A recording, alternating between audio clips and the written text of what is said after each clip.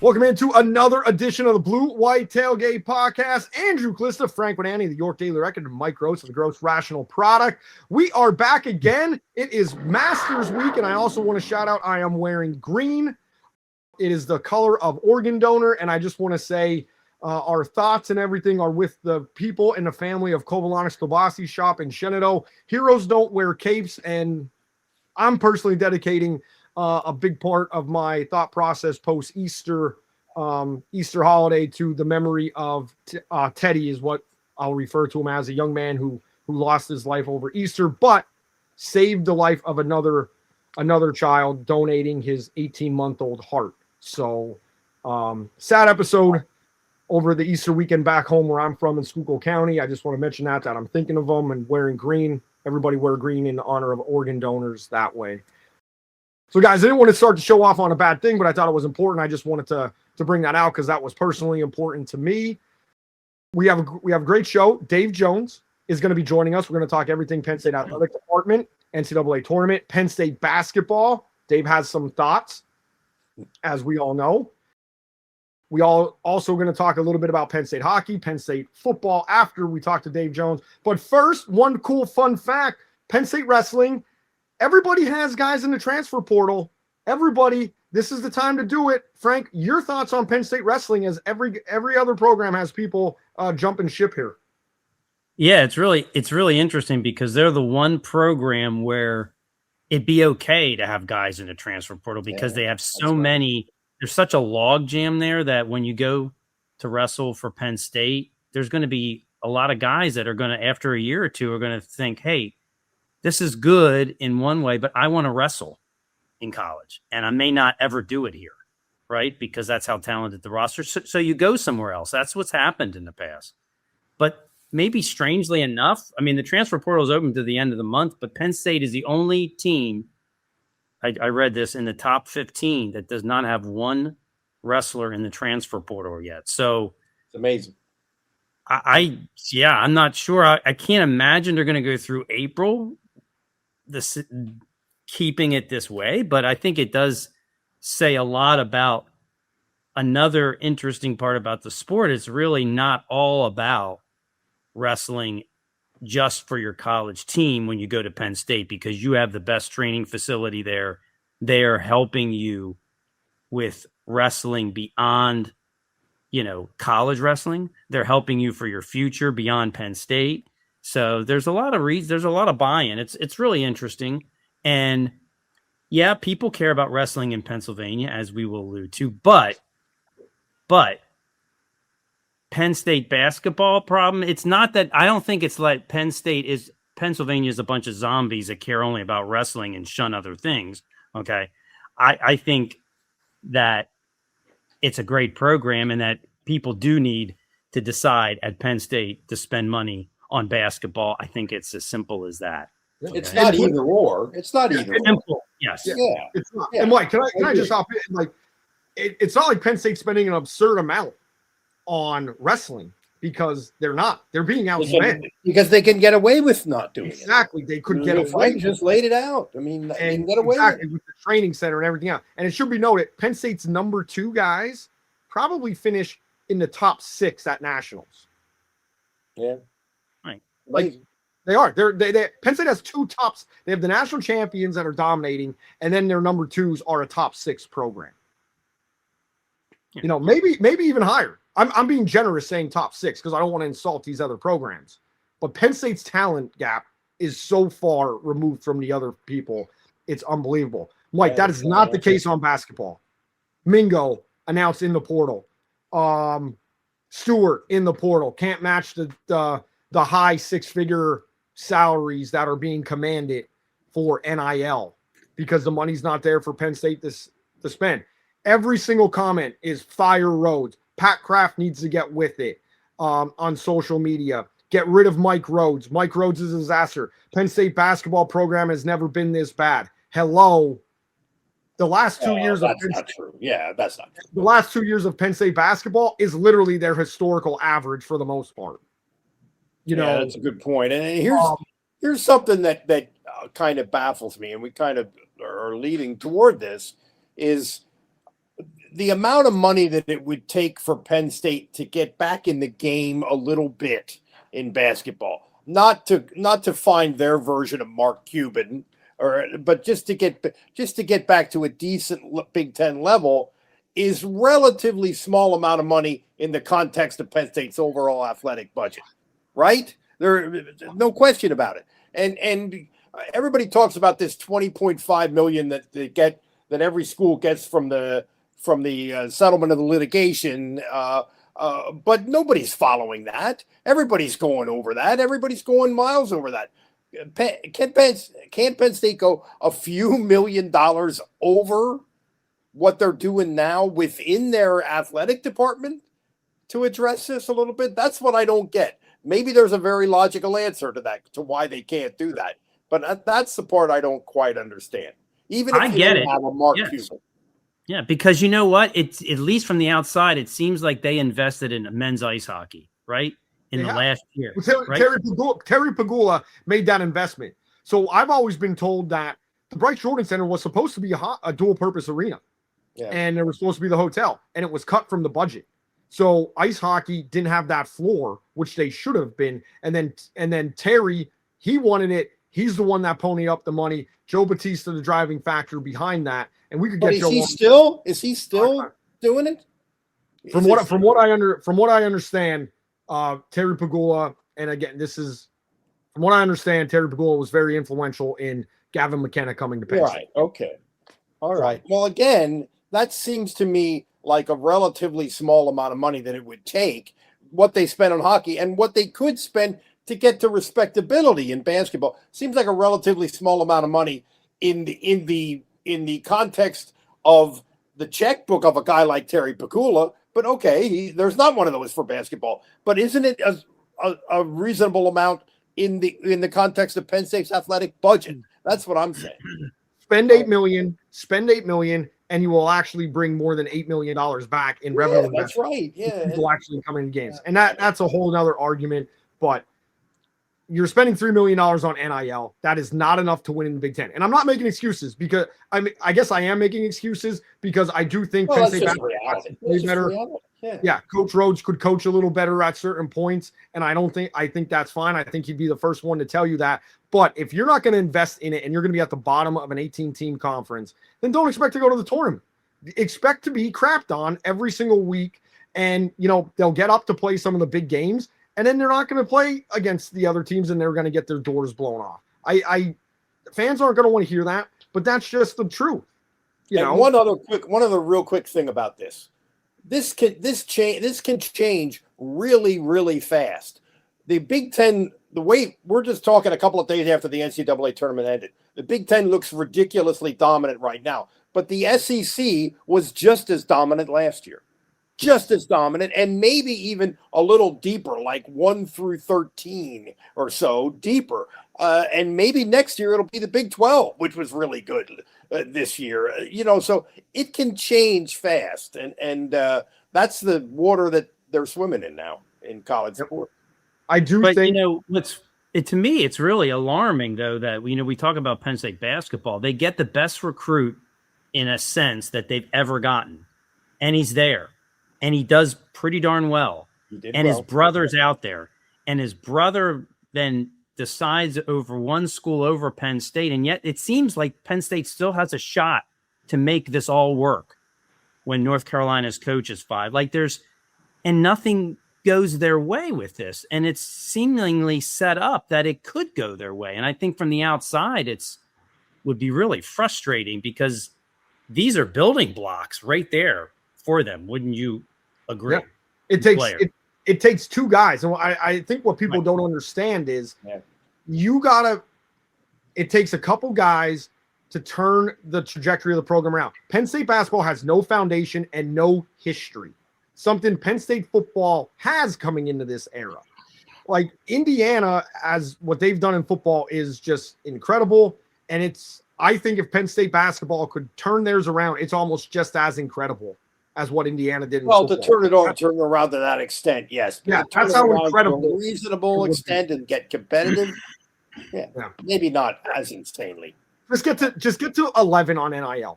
If you got to 11 on NIL, Mike Rhodes has you in the tournament 2, possibly 3 out of every 5 years, 2 out of 4, 3 out of possibly every 5. That's what I'm saying. But the administration needs to make it. How about we go to our guest? We got a good guest. I said Dave Jones. Let's bring him in. Legendary, retired Penn State sports columnist. I'm going to throw the word legendary in there. Dave Jones. Dave, welcome to the podcast, and thank you so much for doing this. Andrew, always a pleasure. We just got done talking real briefly about the situation with Penn State basketball. Before we dive into Penn State basketball and get your takes, I know you're a hoops guy. It's legendary on the Penn State beat that you. So are you, man. You're like a ref. You're a PIAA ref. I found out today. I am state championship official. I'm a good friend of Joe Crawford's, right? Oh, I did not know that, but yeah, we're neighbors, and his family and my family go back way back to Little League baseball when my kid who's 26 now, was probably 8 when I met Joe the first time. So well, then he's going into Pennsylvania Sports Hall of Fame this year. Yeah, he's close to going into the basketball Hall of Fame. Yeah. Yeah. We'll see. He's hoping. It didn't happen this year, but he's close. Do you showboat when you call a little bit, Andrew? I don't do that. Like Joe used to, and it used to drive the kids crazy. Gen Z wouldn't have it, and he was probably the last guy that would hop on one foot to wave off a basket and go no in his Delco accent. I'm not quite that, but I'm a little TV Teddy Valentine. Okay, that's what I wanted. A little bit TV Teddy Valentine. So speaking of officiating, let's go right there. And I'm not saying the officiating was bad in the NCAA tournament. Yes, there's always some controversy. What did you think of Paul Zeiss being in the Final Four? I would kind of shocked me. Well, we're talking inside baseball. Yeah. Now, Danny Hurley said UConn has to play better.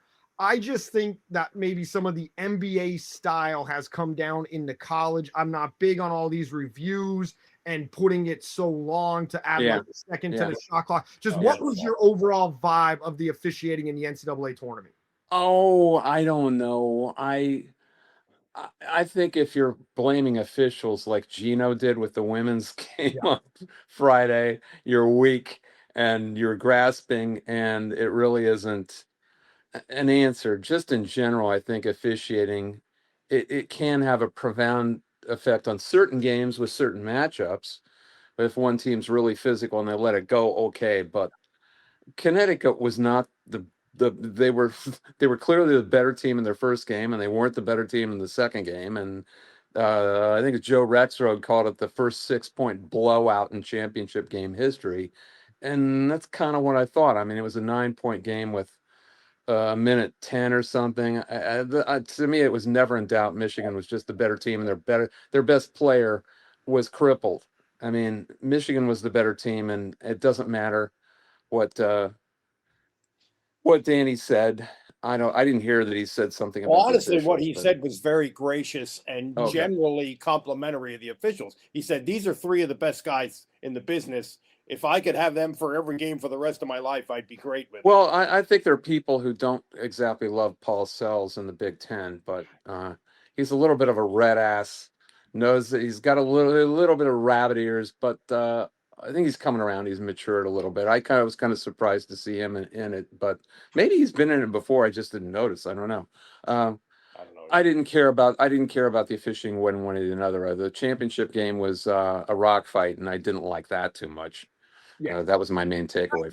That's what I was kind of getting at. Like, I thought down low they were hammering a lot of guys a little bit too much, and then they let the guards bang with a lot of forearms. Well, you got a better opinion. You got a better opinion than I do. So what'd you think? That was kind of it. I thought they let the guards get away with a lot of physical play, and then down low, you see a lot of delayed whistles. Like the one time UConn's guy hit the floor, and the shot went over the rim. Michigan rebounded, and then the late whistle came. And I get the patient whistle preaching and stuff like that, but I just think it gives the officials a bad look and kind of is like, well, we'll call it a foul if he's fouled. Who cares if he makes the shot on that? Give out the and one. So I just think it's become. I thought it was a little more NBA take with the physicality out front, stuff that we don't is kind of new to the college game, and I'm just not a big fan of it. I wanted your take on it. That's why I asked. Let me ask you guys something else about this. Do you think this is always in the back of my mind? It was a rock fight because both teams shot poorly. Do you think shooting in a football stadium is a thing? I knew that's where you were going. No. I No, think it is. we didn't hear anything about it before, and they shut. I know. It's erratic. You can find all sorts of games at the Final Four. I covered 25 of them, and almost all of them were in football domes. Some people shot well, some they didn't. There are those who say that if you put more bleachers closer to the floor, the students usually sit on both sides. And they need a big pathway for all the camera equipment there, and they're not real close enough. I don't. That's where you're shooting into, and the one thing I did, which Frankie can vouch for, I was a pretty good shooter in my prime, which was like my 40s. Actually, the shooting is all about your legs, as Raftery says, getting the puppies organized, which is all he says anymore, and muscle memory. If you know where you are on the line, it doesn't matter what's behind the basket. You're shooting with muscle memory the same way you always do. You know where the line is. It doesn't matter what it looks like. You know where it is. Your wrist and your arm knows where the basketball is. It's really got nothing to do with your eyes. That's my opinion. Frank was much in the way that Andrew was a ref. Frank was a player. So, Frank, tell us what you think about it. Frankie and I played a lot, like 30, 25 years ago in Big Ten venues around the Big Ten on Friday afternoons. Yeah. Dave was in a zone when he would shoot. It didn't matter if he was at the Columbus YMCA or at an outdoor court at Northwestern. It was not a factor. It didn't matter. The background didn't matter. He knew where he wanted to be, where he wanted to take the shot. And you fire it. That's if I was in a zone, yeah. And if I wasn't in a zone, I kept shooting. I was only invited to play once. Tried to find that zone. I was only invited to play once. I was staying with Guy Cipriano, 2012, out at Purdue, freezing cold. Oh my God, that had to be horrific. Guy went out for a run in the morning. Oh, this is the OB era. Yeah, that was that. I remember there were about 20,000 people at the game. I remember that day. I wanted to play basketball. I had too many adult sodas the night before. I could not play in the morning. So that's why you play. Not the reason you can't play. You play to work all that off, so then you can go to the game and function. Yeah. Well, I functioned. It was good. It was good. Good work day. Speaking of the Big Ten, had an excellent tournament, Dave. They kicked ass. This does not bode well for Penn State basketball going forward in any stretch of the imagination. But just what's your take on Big Ten basketball just raising its game right now in this era that we are in? The people who care about basketball are the ones raising the game because they're raising cash. And the people who don't care about basketball aren't raising cash. And the Big Ten has a lot of wealthy, smart alumni who care in all of the rest of the Big Ten footprint other than Central Pennsylvania, where wrestling is bigger than college basketball. It's got to be the only place in the country where college wrestling is bigger than college basketball. It has to be. I mean, college basketball in Iowa is bigger than wrestling, and Iowa is a hotbed of wrestling. Mm-hmm. But people do not care about the sport here, and so they can't find any sugar daddies. That Dusty May recruited 5 guys from other places. His entire starting 5 was through recruiting the portal. And that takes money. You can't do it if you don't have any money. Danny Hurley had a fund of $20 million based on the 2 championships. And you know what Penn State had? Guess. Do you know? 3. Here you know. Yeah, 3. 3 million. at the bottom of the league. That's what it's going to take. Penn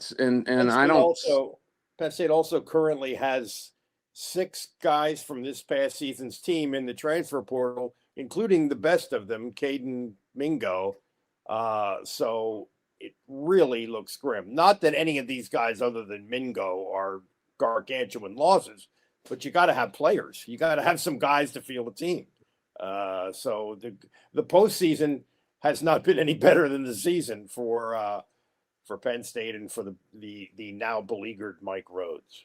Yeah, and Mike can really coach his ass off, but he can't do it with this roster. And he's kind of like Parkhill in the way that he just wants to coach. He doesn't want to have to deal with all this other crap. He doesn't want to have to fundraise. He doesn't want to have to negotiate with players. He doesn't want to deal with all that. And they don't have anybody in this program who's doing that job. They're just not. All you need to know is, and a lot of Penn State fans probably don't even know this because they don't pay attention to the basketball team. They don't know that Penn State, this overwhelming champion that beat everybody, scored 90 points except for the last game in the NCAA championship.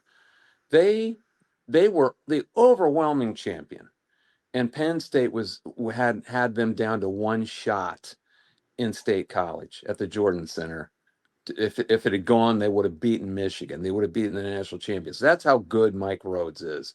But he can't do it on a consistent basis with the roster he had. It was awful. It's just awful. He didn't have anyone who could play.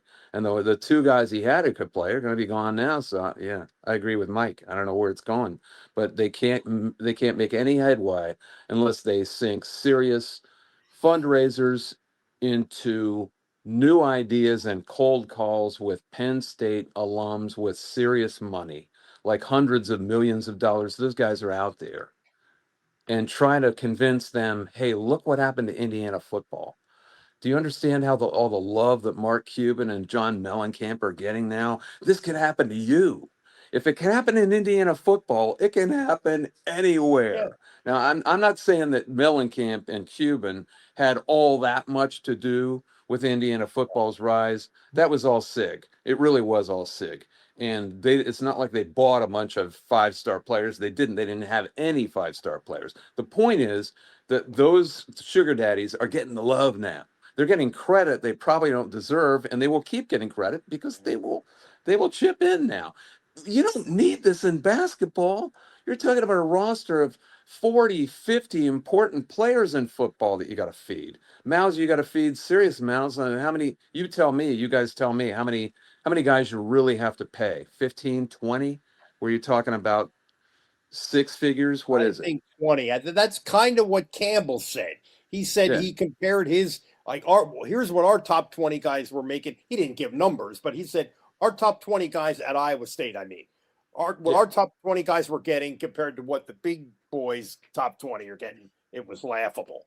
Remember he said that? He said something very close to that. No, I don't remember because I'm about to shoot. I know, but I'm talking about I'm retired. That's why I asked you. But the point is, you got 20 of those and then another 20 to fill out the depth of the roster, and maybe some young guys who you want to pay because let's say it's an offensive lineman that takes a long time to develop, but you want to keep him in the house and you're paying him. It probably adds up to 30 or 40 guys, right? That you're seriously paying. In basketball, you only need 3, 4, maybe 5, and you're contending, man.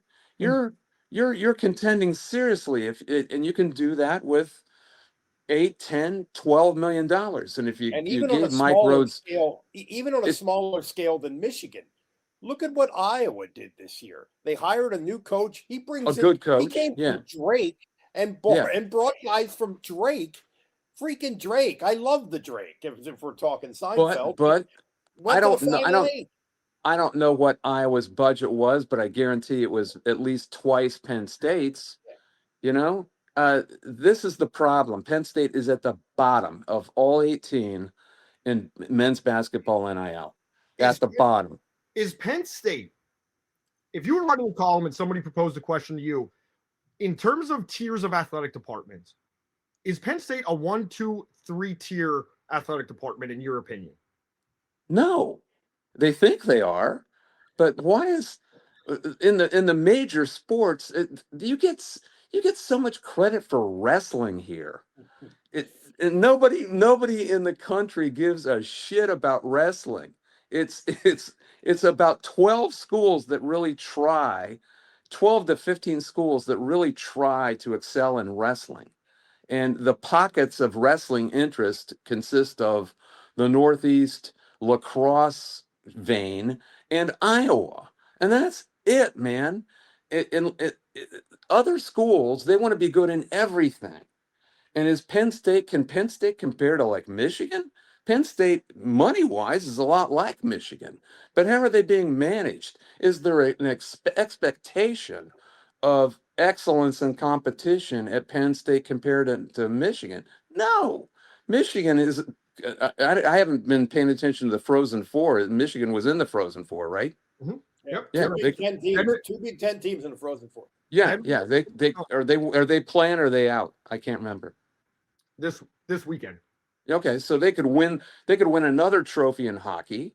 They're historically good in baseball. They're not right now. They're kind of middle of the pack. They're very good in women's basketball. I think they finished third this year in the Big Ten. They're good in a lot of sports. They've won recent football and men's basketball championships. Soccer, they're good. I mean, what is Penn State doing where they're really excelling? They're at the absolute bottom in the major sports that people pay attention to around the country. They're at the very bottom in men's basketball. They're at the very bottom in women's basketball. They at the bottom in a lot of sports. They're not competing in major. How about throwing some money into soccer, where they're not any good anymore? They finished last. That whole wrestling audience, though, reads Frank. Pardon me? So that's a little different. What? Right? What did you say? That whole wrestling audience. You said it's a niche sport, but the whole audience for wrestling reads Frank. So he gets hit. Oh, it was a joke. Am I right? You making a joke? You know what? You're a joke. Speaking of that? You're a joke. Jerry, get out of here. Pat Kraft versus Jerry Jones. Which one is more visible? I'm glad I showed up. My answer is Graham Spanier. Wow. You remember when he used to dance around with a big bass drum? Yeah. Get the luggage. Yeah. Get the luggage. I remember that. Yeah. So twirling the baton. Penn State not competing in a lot of these sports, limiting funding, putting all the funds into one sport there, and still not breaking through with that push in football is alarming. So what does Pat Kraft do? And should Pat Kraft be? I hope clean out his locker for Penn State fans' sake. Okay. Why, Dave? Can you dive into that? Because I'll dive into it. I think he's an embarrassment. I would have had him out of there. I've said this before. It's nothing new. I would have had him out of there if I was a Penn State grad. I mean, I said specifically, I am an Ohio State grad, and people know this. Mm-hmm. But what they tend to ignore is that I despise Urban Meyer for the image that he portrayed. Sticking his fingers up some co-ed's ass in his bar. That kind of stuff. That's who he is, coercing players. The backstories of him coercing players and doing whatever he had to do to make them do what he wanted, hanging their scholarships over the head when he could do that. He can't coach anymore. And the reason is he can't do all this shit that he used to do anymore. Yeah, that's he can't do it. How about he can't do it? He found out that now he's dealing with big boys. And he found out what dealing with big boys who have leverage, who are getting paid, is like. He can't deal with it anymore. So I can't stand Urban Meyer. I didn't like Jim Tressel. I thought he was a con man. I can only speak about Ohio State because that's how I feel about these people. I don't like them. And if I was a Penn State fan, I wouldn't have liked Pat Kraft trying to act like a bro with the football captains in that tape recording. I mean, it's an embarrassment, isn't it? That wasn't If you're a Penn State grad, acting like that, trying to act like you're 20 when you're 45 or whatever the hell he is, that is an F this, F that, all that, trying to act like you're one of them. To me, that was like a red flag. This guy's got to go. Forget the coaching search that went on 54 days or whatever it was, that clown posse. That I just think he's an embarrassment, and I don't know why he was hired in the first place. I mean, he wasn't any good at Temple. He wasn't any good at Boston College. I'm not sure why he's there. Is it concerning? That kind of speaks to the leadership of the university, trustee, president, like on down for decision making in terms of athletics and the direction that athletics wants to go. Does it not? I didn't hear the first part of the question. You said he wasn't good at Temple, Boston College, and yet he ends up at Penn State, a much bigger task, much bigger athletic department. Does that kind of speak to where the administration, the trustees, and the president who hired him? I suppose. Yeah, it has to, doesn't it? They hired him. Yeah. Yeah, sure. What does it say about the people that loved Pat Kraft's bro session with the tape and the recording are the same ones that want Mike Rhoades out because they feel Pat Kraft could fix the athletic department fix the basketball program just by making a coaching change? Who are those people? This is the Twitter brigade, the Facebook fan group brigade that is they don't understand anything about the game. Those are typical Penn State football and wrestling fans who are putting in their 2 cents in Twitter. So what? Who cares what they think? They probably tried to reference Taylor Battle and spelled his name with a Y. Those are those guys. Get him out of here. Get him out. In your knowledge of covering Penn State basketball, and you covered a lot of Penn State basketball games in your day, is it salvageable to get to the tournament 2 out of every 4 years? And what do they have to do to actually get there? Raise money. I just told you. That's it. That's the whole thing. Yeah, kids are going to go where the money is. And if they can convince and persuade a couple of donors with huge money, that what's in it for them? They're not going to just do it because they don't know what Penn State basketball is. If there were any obvious Penn State men's basketball donors, they would have already been mined already. As somebody like Terry Pagula who loves hockey, or Ira Lubert who loves wrestling. If those people had been out there, obviously they would have already been tapped. But there's no one obvious. It's going to have to be somebody who just has hundreds of millions of dollars, who thinks, if this takes off and I get all the credit, it's good for my brand too. That's what it's going to have to be. And otherwise, like I said, no one really loves college basketball in the area. They do here in Philadelphia, but not enough to help the Philadelphia programs here. It's not. They're down too, right? Yeah, all of Philadelphia is down. All the Big Five are down. The Big Six, and it's a bad time in Pennsylvania basketball right now. I can't think of a worse time for college basketball. Yeah, college basketball. I'm sorry. I said Pitt sucks too. Yeah, I was thinking everything. Yeah. My alma mater, though, is on the rise. We hired Jerry McNamara. I dug out an autographed Jerry McNamara jersey. The mayor of Scranton is back. Oh, you're one of those Syracuse broadcast dweebs. Is that what you are? That's a compliment because you didn't think I was. Syracuse doesn't produce journalism. You're a lot taller than most of them, though, Andrew. Most of them are 5'5", aren't they? Yeah. I got him like a good 4 Yeah, Callista's a solid 5'6". Yeah. Back in the day when Syracuse was being considered as maybe the 12th team in the Big Ten, there were all sorts of people who thought, all these broadcasters are from Syracuse. I think that's important. And they were actually using it as a rationale that Syracuse could be a kind of travel partner with Penn State. And then I'd say, but man, do you really want to go to Syracuse? And I hear this awesome description of Syracuse it's Wilkes-Barre with a dome, That's pretty much it. It is. With a little bit more snow. Hey, we ranked ourselves New York City's college, even though we were 4 hours away. 3 hours. Well, you really could have considered them instead of Rutgers, right? Yeah. I mean, what do you think of that, Andrew? I wanted it. Syracuse. Yeah. I remember sitting in my classes and talking to Kevin Marr, who's at News 12 Long Island, and he was like, Syracuse is playing all these Big Ten teams in football right now. And like, it's a sign of things to come. They were pushing. They wanted the money. Oh, I'm sure they wanted it. Yeah. I knew Syracuse basketball was not going to be in a good place going to the ACC because your blue bloods and your top are always going to be there. And I thought Syracuse was going to drop, and they have dropped. Not only that, they've kind of become an outlier in a Tobacco Road centered league. It was so close for Penn State being rejected in 1990 when the presidents met in the summer of 1990. It was within a vote. And if Donna Shalala, the Wisconsin chancellor, doesn't talk the Northwestern president, Arnie Weber, into voting yes, Penn State's in the ACC. And Syracuse, I don't know where they are.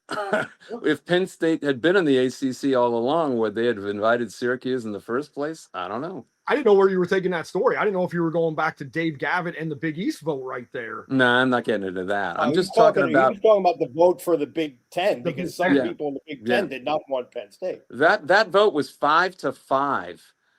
It was announced that they were going to be invited by the brand new commissioner, Jim Delaney, in December of 1989, and none of the coaches or ADs knew about it except for a chosen few. Donna told her new coach. She was the chancellor at Wisconsin, and she told Barry Alvarez, so he knew, but Bob Knight didn't know. Michigan Bo Schembechler didn't know. No one. Michigan didn't want him. Michigan did not want him. Bo Schembechler told me the story himself before he died a long time ago, 1994. Because the first story I did about it was revolved around Stan Eikenberry, the former vice president at Penn State, who became the president at Illinois. He was the one that got the whole thing moving. And Bo, I got a lot of the story in 94, and I went to Bo and asked him about the first time he learned about it. And he learned about it because they called a press conference at 2 p.m. He was preparing the Wolverines for their final game under his coaching, and he was going to already become the athletic director. And he was like, "What's this about?" The secretary came out to get him, and he went in, and Delaney, the brand new commissioner, is on the phone and says, "Gentlemen, Penn State is going to be the 11th member of the Big Ten." And Bo said there was like 5 seconds of silence, and finally he broke it and said, "Are you shitting me?" Oh, was thrown. Donna Shalala. Bring it full circle. Donna Shalala. And for the next 7 months, there was serious blowback from all sorts of ADs and coaches, including, most importantly, Bob Knight and Bo Schembechler. Both of those schools voted no. Jim Duderstadt, the president of Michigan, voted no. And they had a vote in June of 1990, 7 months later. And so did Tom Ehrlich from Indiana. And they said it had nothing to do with their coaches, but it did. The third no vote was Michigan State. But until the 11th hour, I'm talking about the last hour, Northwestern was going to vote no, Arnie Weber, and Minnesota was also going to vote no. And Nils Hasselmo was his name, the president. And it felt like it was done. And Eikenberry felt like he was going to fail. In fact, he called back. I think he said he called Bryce Jordan and said, "I don't think we're going to make this work. I don't think it's going to happen."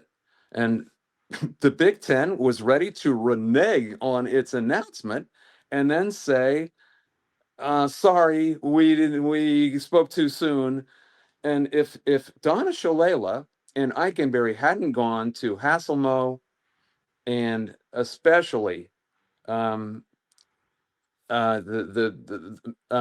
Weber from Northwestern, Shalala had to convince him, because Arnie Weber thinks Northwestern's going to be kicked out of the league. That's why he was voting no. If you have a Big Ten, it's got to be 10, right? And he thought Northwestern was out.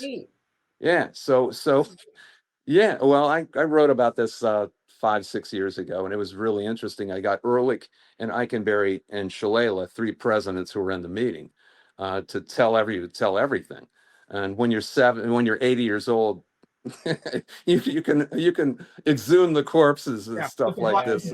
Yeah. And full circle with Syracuse. Where did Donna Shalala get her PhD from? I did not know that. Is that true? She's a Syracuse grad for her PhD. What's that little orange guy called? Otto. We used to be the Orange Men until Nancy changed. What's the best old ESPN commercial in your opinion? Charlie Steiner calling him the dumbest. Yeah. Well, that's one. But what about Syracuse grad Carl Ravitch just saying, "Get out of here, while Otto's like messing with him on the side, and finally just gets up and knocks out Otto and goes back to work. Yeah, I love them all. Those were the days of but I'll finish this up anyway. If that had not happened, if Shalala doesn't get Weber and then Eikenberry got Hasselman on board because they needed 7 votes, he needed a super majority to make it happen, then Penn State is announced, oh, sorry, they're not in the league. And I went to Gene Corrigan, who was then the ACC commissioner, because Jim Tarman told me himself he got a call the next day saying, "Why didn't you let us know? We would have had you in a heartbeat." That Corrigan called him. I had always heard that, but I called Corrigan in like 2013 and said, "Is this true?" He goes, "It's absolutely true. We would have had Penn State in. Absolutely, we would have had him in. I would have persuaded." It would have changed everything. Yeah, that really think about it. Maryland never would have left the ACC with Penn State there. Yeah. Does Rutgers get in the Big Ten without Penn State there? Hell no. Does Syracuse get in the ACC? Yeah, I don't think so. Probably not Boston College either, because you got the big dog in the Northeast already. Yeah. Does Florida State? Probably, because they added the South. But all these different things would have happened in the Big Ten. Yeah, I mean, it would have changed a domino everything. Everything should be a 30 for 30. I know they did the Requiem on the Big East. It should be a 30 for 30. We just did the Requiem on the Big Ten and a Requiem on Penn State basketball, which the solution is straight cash and get it out there for Penn State basketball fans. Dave Jones, thanks for joining us. We got to do this again. It's fun. I know you have your own podcast where you and Mike laugh and talk and have a lot of fun. That's Mike's podcast, and I'm just on it. Yeah, I enjoy it. It's not mine. Yeah. When you see Joey Crawford, you tell him, just be careful skipping at the Pennsylvania Hall of Fame induction ceremony this year when he goes in. I can't attend. I was invited to attend. I would like to attend, but I can't attend. Why don't you work up your Joe Crawford impersonation? I'll see what I can do. Okay. I want to thank Dave Jones for taking the time out of his busy retirement life to come on the podcast. Don't forget to check out Mike Gross's podcast with Dave Jones. Mike and Dave laugh and talk. It's good. It's funny. I like when Dave gets fired up on that podcast too, Mike. I really do. It doesn't require a lot of priming the pump on my part. He's never shy about his opinions.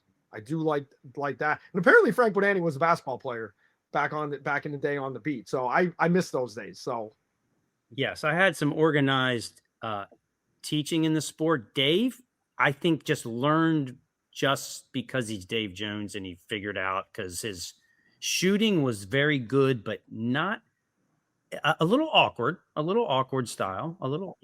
I would say that. Frank, compare yourself to a player. Who are you historically in basketball? Are you a point forward? Are you Magic running the point? Frank was a combo guard. Frank's combo. No. Okay. I got no, you. I don't know. I could shoot from about 20 feet in. Okay. Pretty good. But yeah, it depended on the level of the competition. The competition was kind of like pickup basketball Penn State guys. Well, I could show off a little bit, right? But not, you get a little above like real competition. No, I was very limited in my abilities. 20 feet in from this day forward, I shall now call you Frank Timmy Duncan Bodani, the big fundamentalist. Okay. So There we go. That is now okay. So Dave kind of took my question about what tier is Penn State athletic department, 1, 2, or 3. He kind of looked at it as a whole Big Ten, saying they're not in the top 3 of the Big Ten. I don't think there's. I agree with Dave. I don't. And so, but I wanted it more a national thing. Is Penn State a first-tier athletic department, a second-tier athletic department, a third-tier athletic department? And I'll go first. I'll take it. I don't know if Penn State's even second-tier at this point and in the nation. And the reason being is wrestling is a niche sport, and I love wrestling, and Penn State is absolutely dominant. But they have allowed all their other sports to fall off. The sports like women's soccer, men's soccer has fallen off. Baseball is non-competitive. Women's softball is non-competitive. Now, lacrosse has risen. It hasn't broken through yet. And that is concerning for what is not. And I don't blame the coaches and the staff of Tambroni. What's being done? Why is the athletic department not giving them the resources to break through? Hockey. People are comparing Godowski this year to James Franklin failure with generational talent. I think that's unfair to Godowski. Winning in hockey is very hard. The concerning thing is football. Penn State's debt ratio, I think, is out of control right now. I think they have more debt than Florida State. I'd have to check those numbers, but it's up there. So where is Penn State in your mind? I think they're at the top of tier 3, trying to break through in one of the major sports to get into the first tier, and they need another sport to break through to put in the second tier. So how big are the tiers? I'm not first tier. If you wanted to put 5 teams in the first tier, put 5 teams in the whole country. If that's the top tier. So I'm just saying, if however you want to do it. So my first tier, I would have Michigan, Ohio State. I have Alabama now out of the first tier and at the top of the second tier, because their basketball is still strong under Nate Oates. Their football's kind of fallen off. So like that's kind of how I'm looking at it. See, I disagree a little bit with you and Dave Jones. I do too. And you know why I'm going to say that? Because one, Penn State has to field, and they've decided to do it. It's on them. They field as many sports as anyone in the country. Cool. Yep. Okay. And some of the sports you mentioned, you're not going to be good in 30 sports. Okay. Most schools don't even try to have that many. Okay. So, but when has Penn State ever been great in baseball? I mean, come on. Never. Okay. Never. They're not any worse now, and they were pretty decent a couple years ago. I think they've, the big black hole is basketball, and I'm not saying there's an excuse there. They got to be better at committing to that, right? But if you look beyond basketball, I don't think they're pretty good at a lot of their other sports. Hockey has taken a trajectory up, and I'm not saying they didn't win as much this year in men's. But look at the commitment and the excitement and the attention the last just 2 years alone. I don't think that's going away. Women's hockey almost won a national championship. Women's volleyball is still there. I think a lot of their minor sports are pretty decent. I don't know. I think the basketball and of course the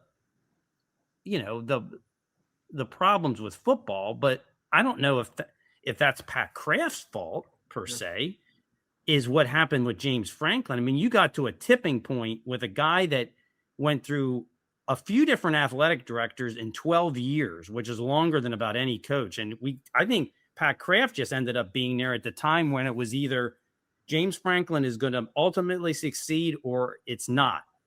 And Pat Kraft simply had to deal with it.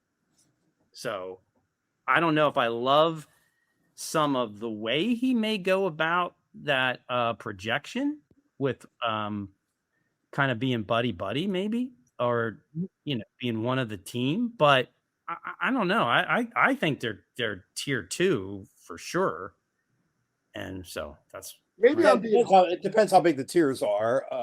Maybe I'm being harsh.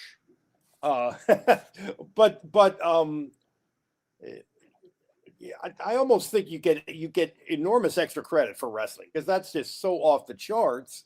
And also what Frank said, 30, 31, 32 sports. If you look at a lot of these schools in the SEC, we sort of assume all these big football schools are kind of the same in the scope of their athletic program.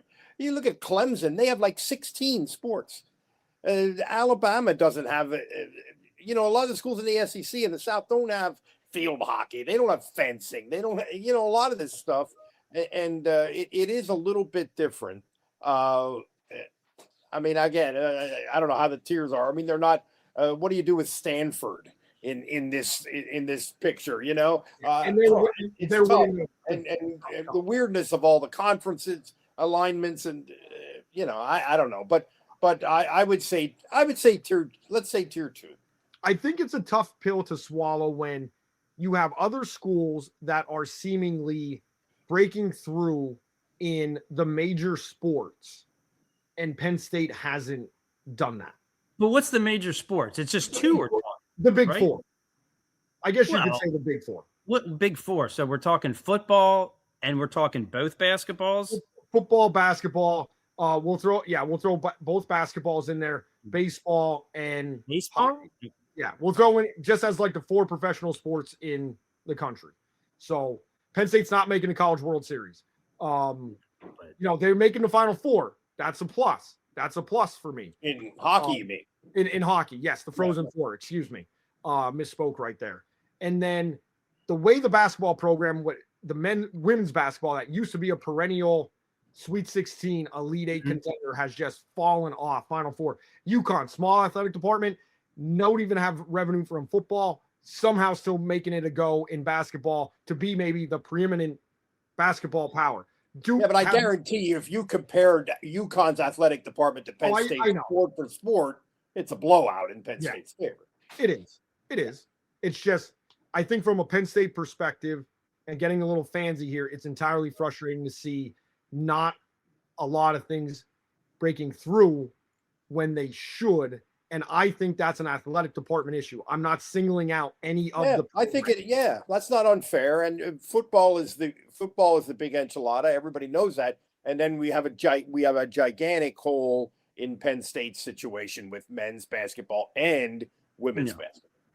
And I want to speak to the hockey naysayers about Guy Gadowski.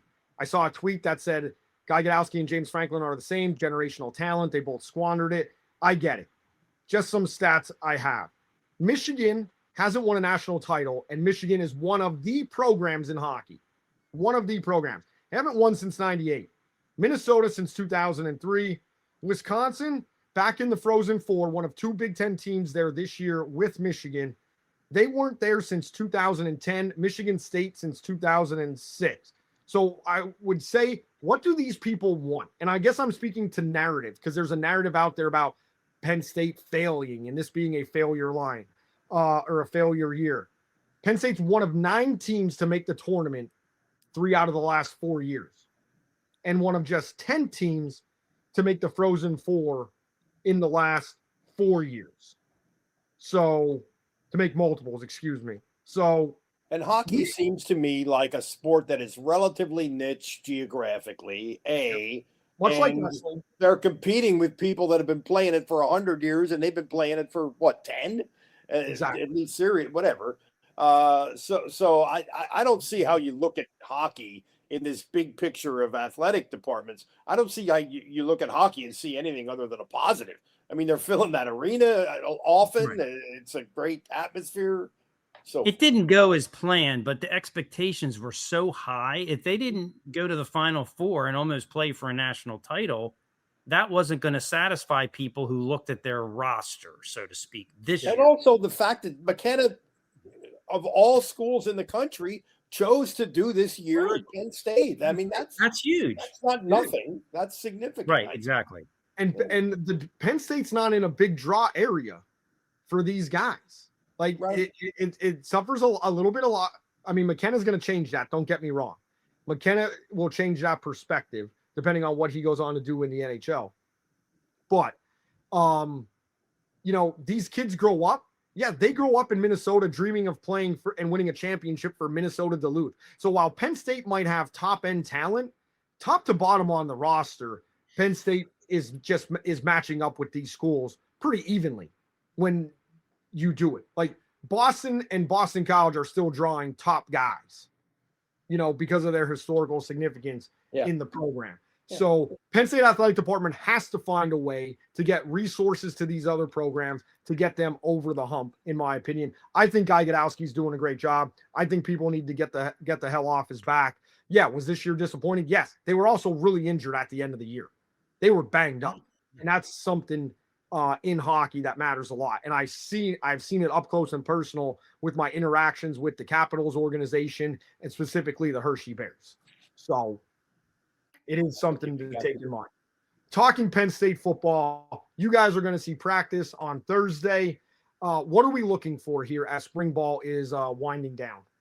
I guess it actually just kicking into the stride, I should say. The first time we got to see practice, it was like remedial. It was all individual drills. It didn't look competitive. Maybe it was subtly competitive in ways that we couldn't tell. But now they have the pads on. Now they've been doing it for a couple of weeks.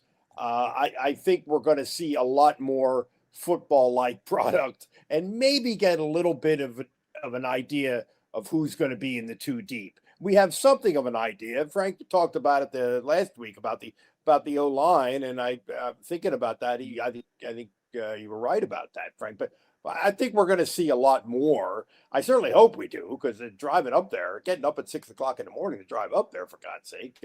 I hope we're going to see more, and I think we're going to see more. Yeah, I think it's such a puzzle for this Penn State team because it's a new staff. They're integrating part of one team into another. It's going to be in steps, and then they have a lot of guys sitting out this spring. So what are we really looking for? To me, it's like you're looking for maybe younger guys or new guys that the coaches are talking about, or maybe their teammates are talking about, or people that we don't have a whole history on that are standing out for some reason or another, right? Because I think we all know the areas come August that we're going to be focused on.